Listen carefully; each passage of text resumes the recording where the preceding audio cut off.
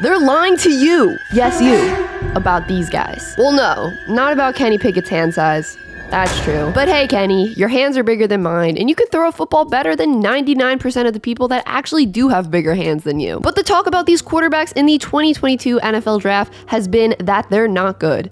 Actually, that they're bad. They haven't stepped onto an NFL field or even been drafted yet, but a lot of people are already calling all of these quarterbacks bust. According to Albert Breer, multiple NFL talent evaluators told him they don't believe there is one starting quarterback in this draft class. 2013 had one of the worst quarterback draft classes of all time, if not the worst quarterback draft class in NFL history. Only one quarterback was drafted in the first round. That was EJ Manuel. The next quarterback drafted was Geno Smith, and that was in round 2. But every NFL draft since that terrible 2013 quarterback class has had at least one quarterback drafted make at least one Pro Bowl. There is no surefire thing when it comes to drafting quarterbacks. Do you guys remember how hyped up that 2018 quarterback class was? Baker Mayfield went number 1 overall to the Browns. Sam Darnold went number 3 overall to the Jets. Josh Allen went number 6 overall to the Bills. Josh Rosen went number 10 overall to the Cardinals. And Lamar Jackson went 32nd overall to the Ravens. I would say only 2 of those guys really lived up to the hype.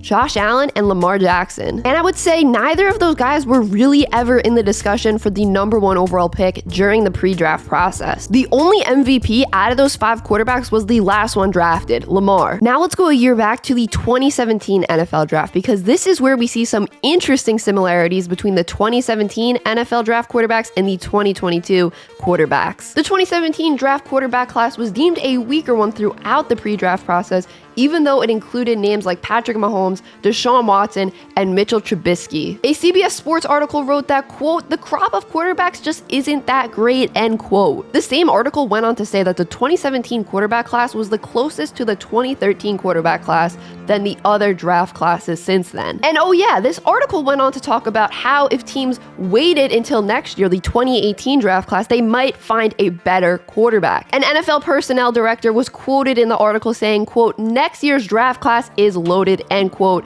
in regards to the quarterbacks in the 2018 draft. That sounds really familiar, right? Like, oh, just wait next year for a quarterback because they're much better. It kind of sounds like something we've been hearing recently, right? Like with this draft class, like, oh yeah, don't draft a quarterback this year. Wait till 2023 so you can draft CJ Stroud or Bryce Young. And oh yeah, like I mentioned before, it looks like only 2 of those 5 quarterbacks from the quote loaded draft are going to be starters just 4 seasons after they were drafted. The best quarterback to come out of the 2017 NFL draft class was Patrick Mahomes, and in my opinion, he is the best quarterback right now in the league. Mahomes was never considered QB1 in the pre-draft process. The highest I saw him ranked was number 2, but a lot of people had him ranked way lower than that. A USA Today article actually had Mahomes ranked number 6 behind Brad Kaya and Gerard Evans. Well-respected NFL analyst Bucky Brooks even had Mahomes ranked as the number 4 QB in the class.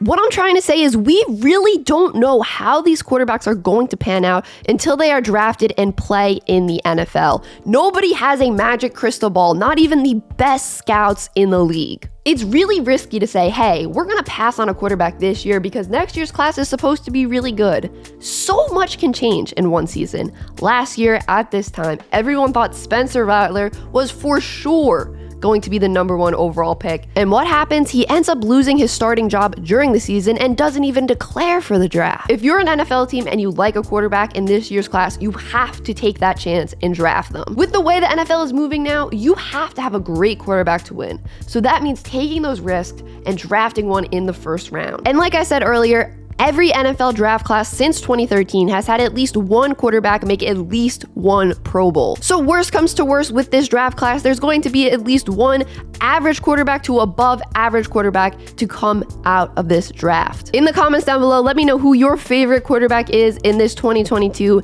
NFL draft class. If you guys watched all the way to this point in the video, thank you so much. If you enjoyed this video and you want to see more videos like this, feel free to subscribe and hit that notification bell so you get notified when new videos come out. If you want to hit that like button, it really does help out the channel. And yeah, guys, that is it. Peace.